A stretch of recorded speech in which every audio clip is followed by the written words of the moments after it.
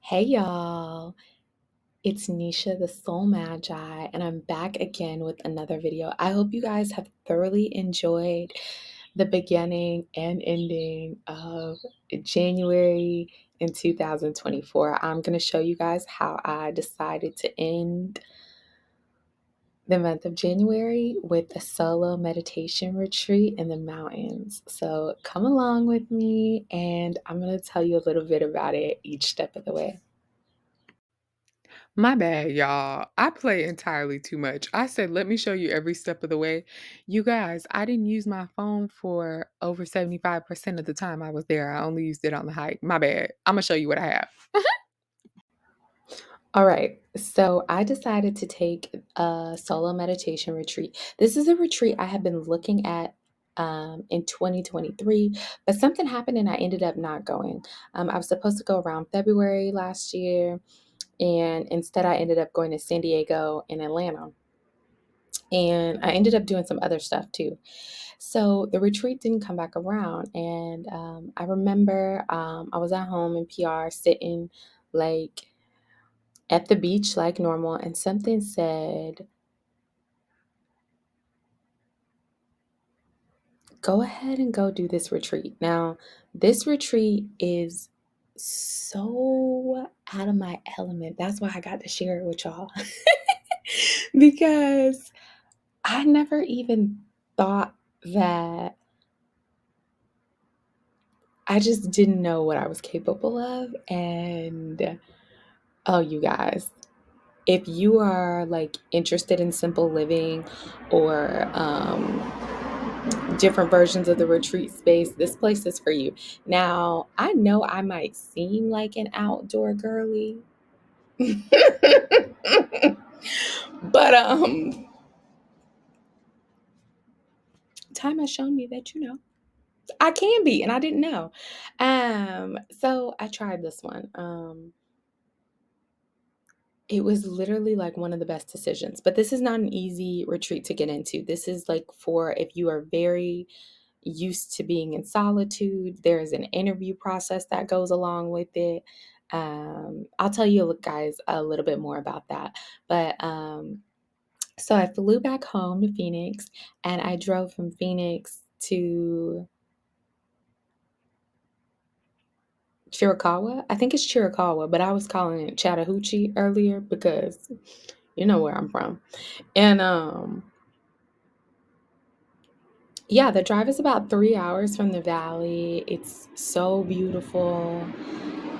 It's a really easy drive. It's much cooler up there. The elevation is a little bit higher, but we'll get into that later. The reason why I chose this meditation retreat was because it was solo.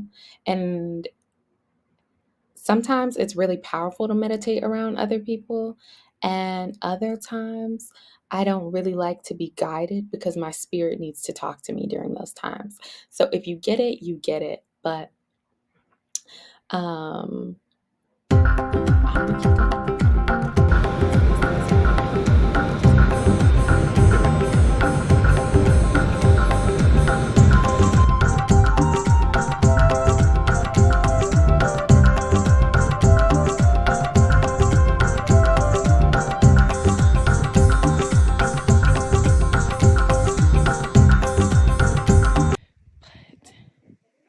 But, oh, look, I didn't know I was recording.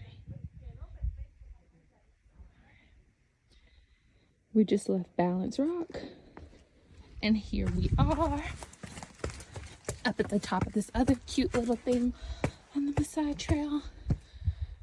And I'm sorry I'm out of breath, but mind your business. We came here for the views.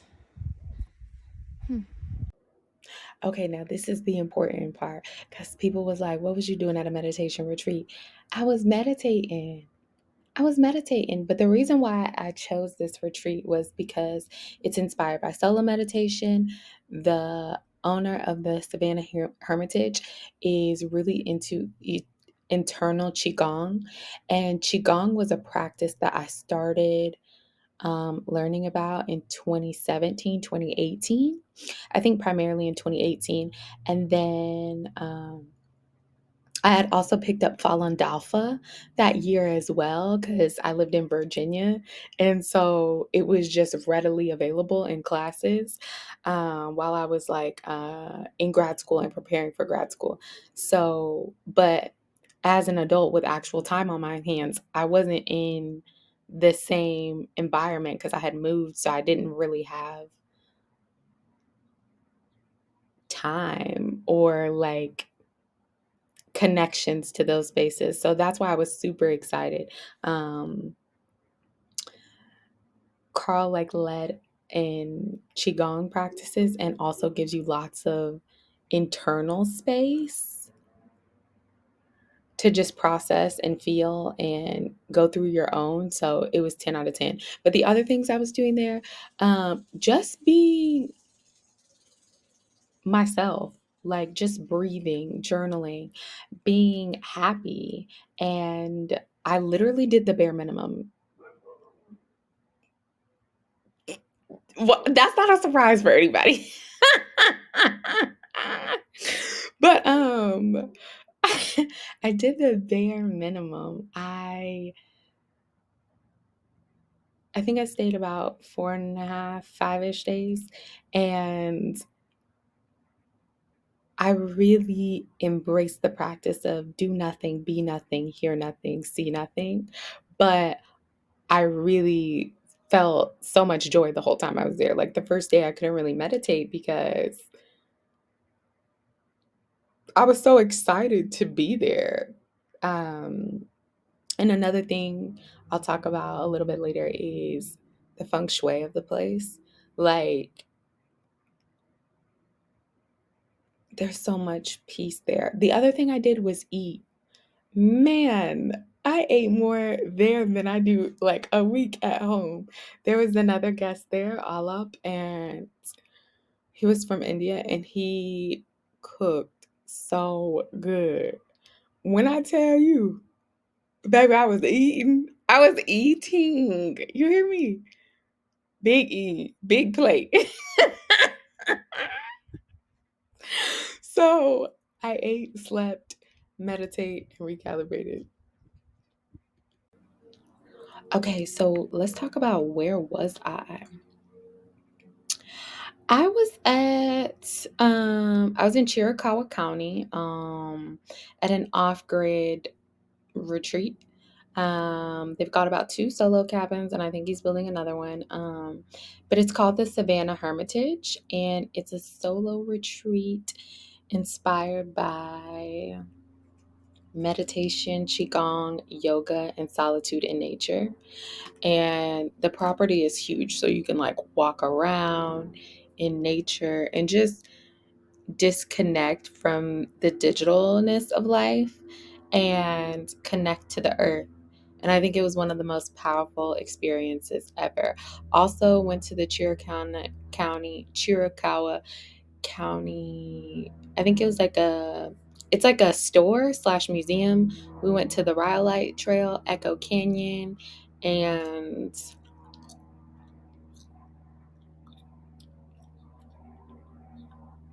the Maasai Trail. I hiked those. And I included some pictures around the way. Um, the picture in the top of this, on the top left, is the picture from my cabin. Yeah, that was the view every day. So I just stared out the window into absolute abyss and divine love. Because that's what it felt like waking up to that kind of rising every morning. How did it feel? Like I said, the energy of the earth there feels so peaceful, so quiet. The best thing I could describe for myself was genuine joy. Like, it was like God and Mother Earth just kissed me and then sent me back to Earth. I did not want to leave. Um, I cried. on the way back because it was just so peaceful. I definitely don't think I could nomad and stay a month and work out there, but and I miss the water, so I'm definitely gonna need the island back in my life very soon.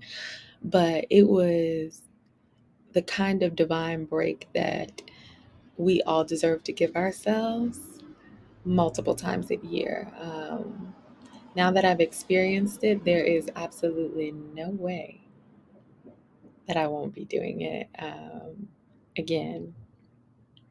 Um, yeah, it was just really peaceful, restful, eye opening.